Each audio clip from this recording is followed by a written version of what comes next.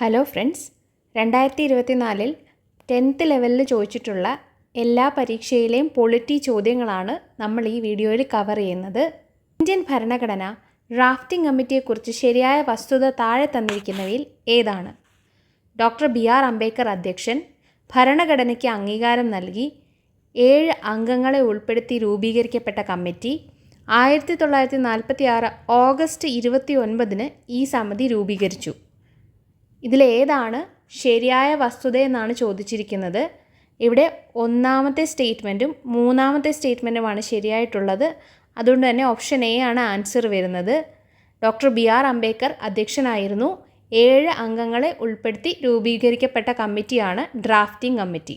സാർവത്രിക വോട്ടവകാശം, മത്സരിക്കാനുള്ള അവകാശം എന്നിവയുമായി ബന്ധപ്പെട്ട് താഴെ പറയുന്നതിൽ ഏറ്റവും അനുയോജ്യമായ വസ്തുതകൾ ഏതാണ്?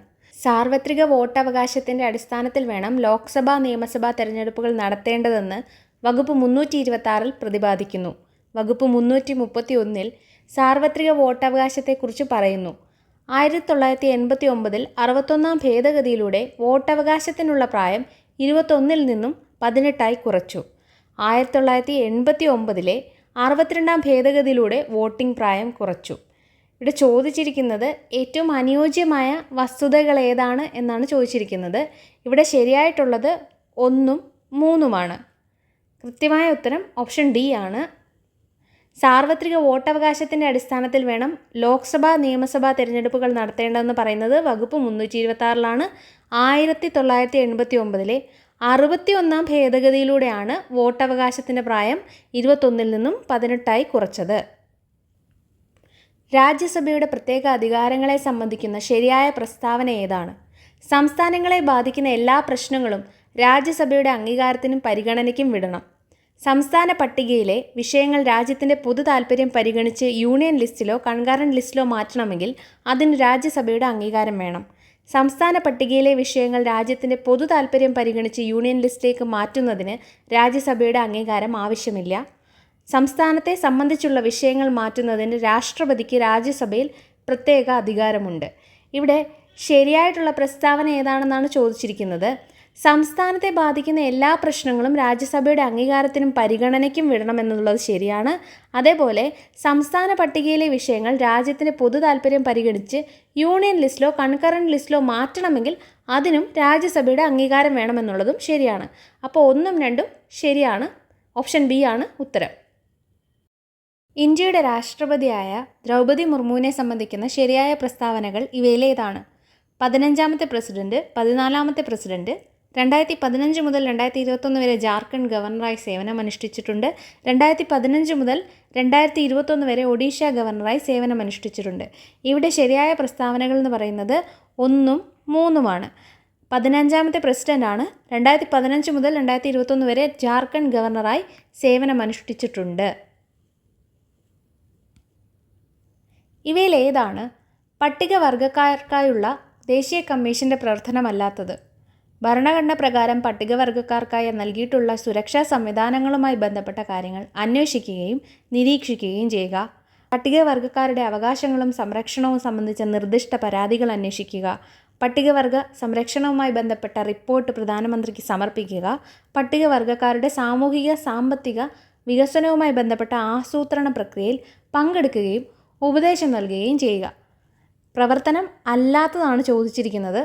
മൂന്നാമത്തേതാണ് ഇതിൽ പ്രവർത്തനമല്ലാത്തത്. പട്ടികവർഗ സംരക്ഷണവുമായി ബന്ധപ്പെട്ട റിപ്പോർട്ട് പ്രധാനമന്ത്രിക്ക് സമർപ്പിക്കുക എന്നുള്ളത് പ്രവർത്തനമല്ല. റിപ്പോർട്ട് സമർപ്പിക്കുന്നത് പ്രസിഡന്റിനാണ്, പ്രധാനമന്ത്രിക്കല്ല.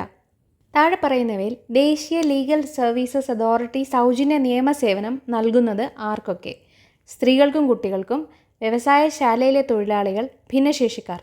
ഇവർക്ക് എല്ലാവർക്കും നൽസയുടെ സൗജന്യ നിയമസേവനം ഫ്രീ ലീഗൽ എയ്ഡ് കിട്ടുന്നുണ്ട്. അപ്പം ഓൾ ഓഫ് ദ എബോവ് ആണ് ആൻസർ വരുന്നത്.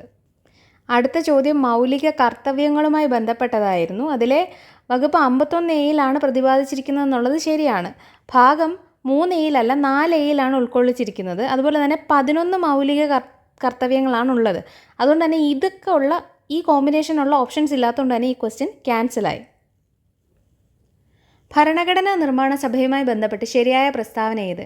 സഭയിൽ പ്രധാനമായും 9 കമ്മിറ്റികളുണ്ടായിരുന്നു. നെഹ്റു, പട്ടേൽ, അംബേദ്കർ തുടങ്ങിയവർ ഇതിൻ്റെ ചെയർമാൻമാരായിരുന്നു. അസംബ്ലിയിലെ മീറ്റിങ്ങുകൾ പൊതുജനങ്ങൾക്ക് കാണാവുന്ന തരത്തിലായിരുന്നു.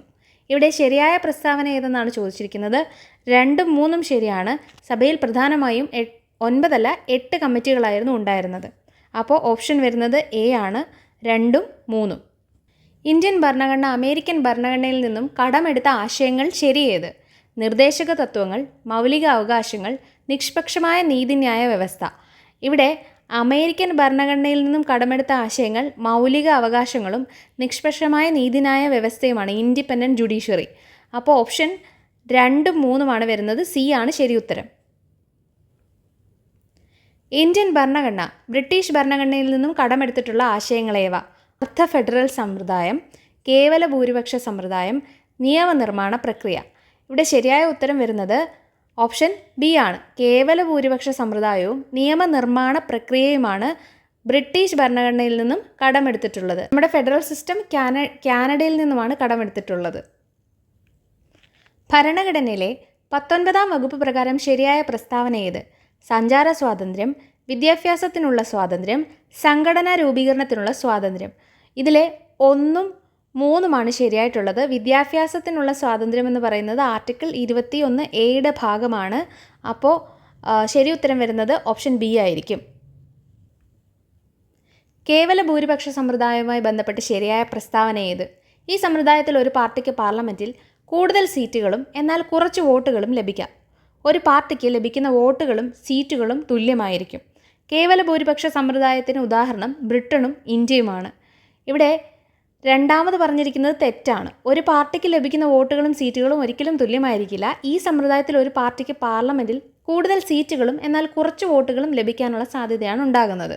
കേവല ഭൂരിപക്ഷ സമ്പ്രദായം ഇന്ത്യയിലും ബ്രിട്ടനിലും ഉണ്ട്. അതുകൊണ്ട് തന്നെ ശരിയായ ഉത്തരം വരുന്നത് ഓപ്ഷൻ എ ആണ്, 1ഉം 3ഉം.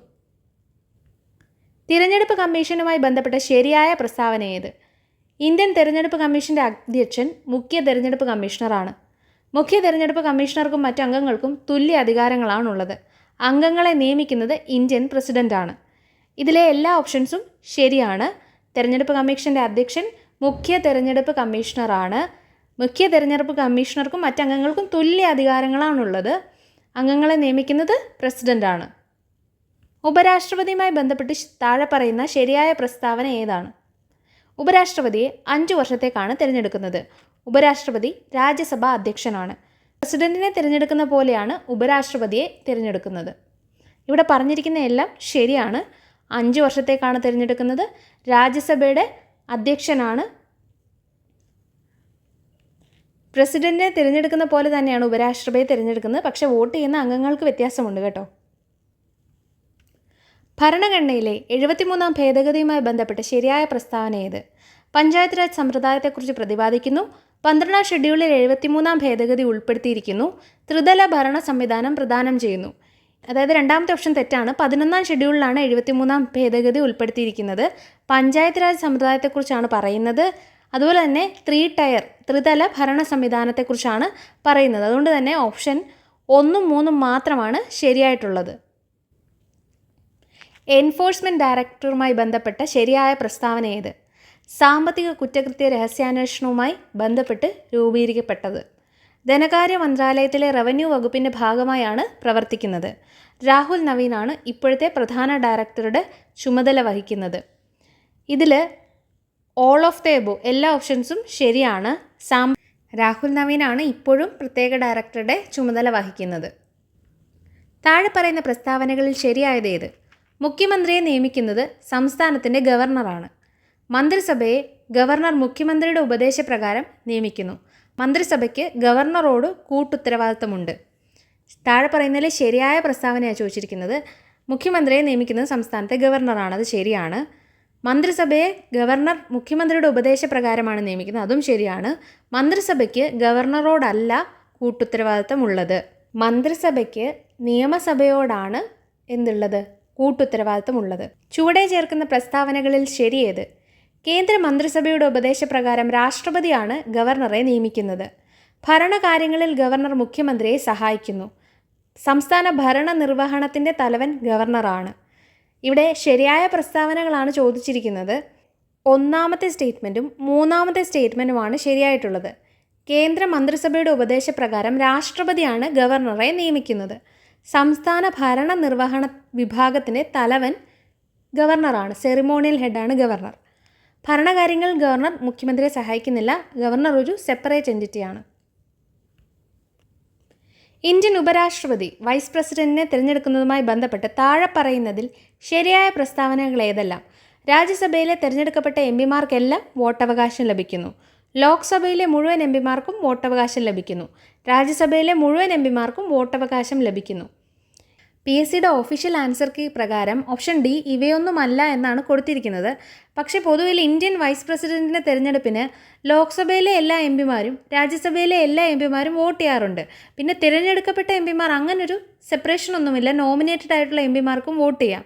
പിന്നെ എന്തുകൊണ്ടാണ് ഈ ഉത്തരത്തിലേക്ക് വന്നതെന്നറിയില്ല. എന്തെങ്കിലും ടെക്നിക്കൽ ഫാക്റ്റ് ആയിരിക്കും അതിന് പിന്നിലുണ്ടാവുക.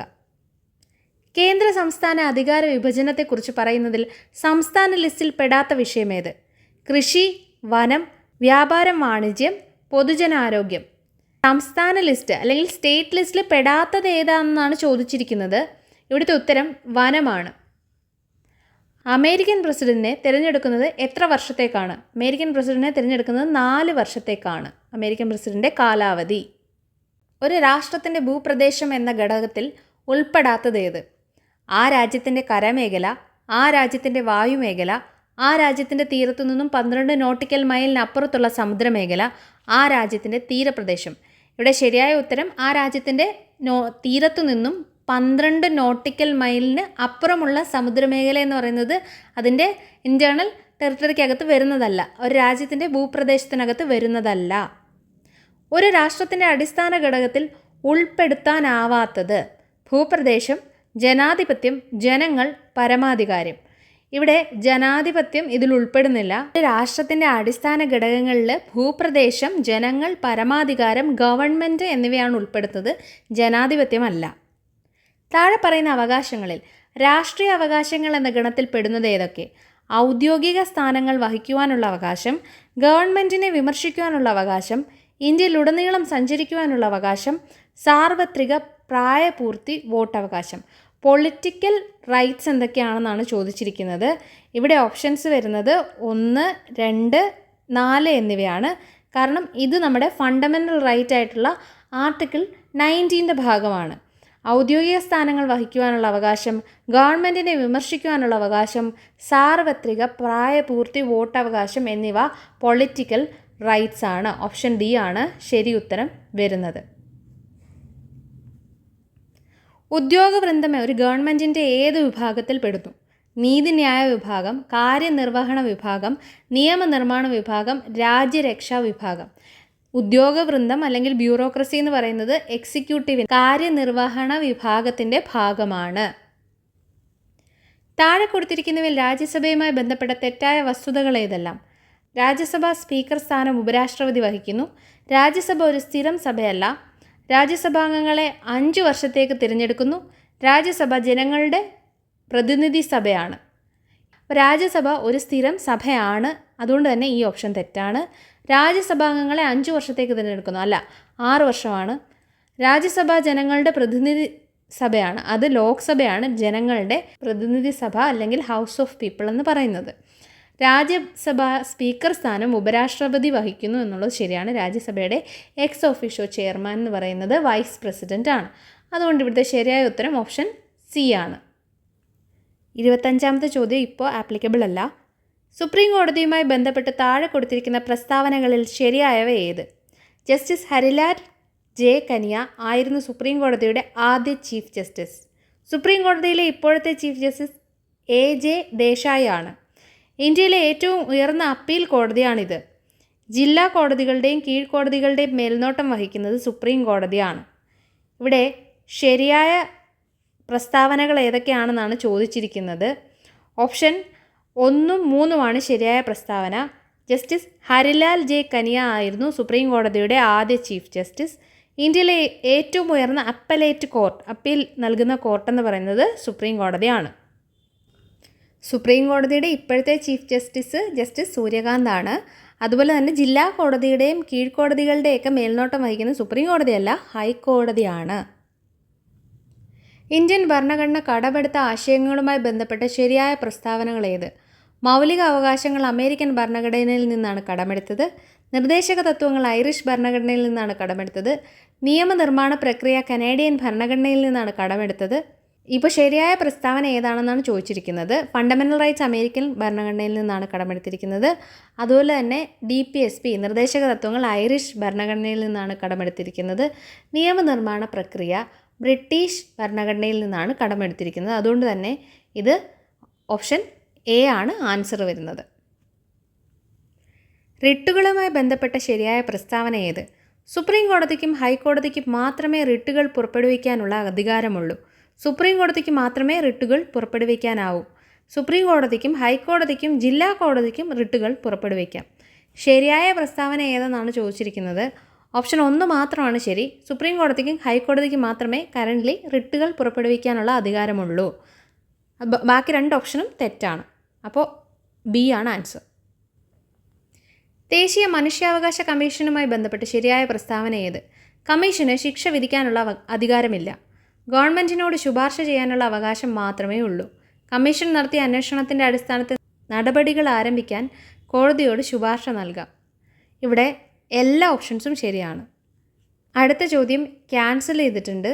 ഈ ചോദ്യത്തിൽ നിർദ്ദേശക തത്വവുമായി ബന്ധപ്പെട്ട ശരിയായ പ്രസ്താവന ഏതെന്നാണ് ചോദിച്ചിരിക്കുന്നത്. പക്ഷേ ഇവിടെ ഒന്നും ശരിയല്ല. പക്ഷേ അങ്ങനൊരു ഓപ്ഷൻ ഇല്ല. നിർദ്ദേശക തത്വങ്ങൾ ജസ്റ്റീഷ്യബിൾ അല്ല, അപ്പം നീതിയുക്തമല്ല. മൗലിക അവകാശങ്ങൾക്ക് പുറമെയുള്ള അവകാശങ്ങളല്ലിത്. DPSP അല്ലെങ്കിൽ നിർദ്ദേശക തത്വങ്ങൾ എന്ന് പറഞ്ഞു കഴിഞ്ഞാൽ the principle should be kept in mind by the state. അതായത് ഗവൺമെൻറ് ഒരു റൂൾ ഉണ്ടാക്കുമ്പോൾ അവർ മനസ്സിൽ വെച്ചിരിക്കേണ്ട ചില പ്രിൻസിപ്പിൾസാണ്. Directive principles of state policy എന്നതുകൊണ്ടാണ് പറയുന്നത്. അപ്പോൾ 3ാമത്തെ ഓപ്ഷനും തെറ്റാണ്. സമൂഹം കൈക്കൊള്ളേണ്ട ചില ഉദ്ദേശ ലക്ഷ്യങ്ങളല്ല, ഗവൺമെൻറ് കൈക്കൊള്ളേണ്ട ചില ഉദ്ദേശ ലക്ഷ്യങ്ങളാണ്.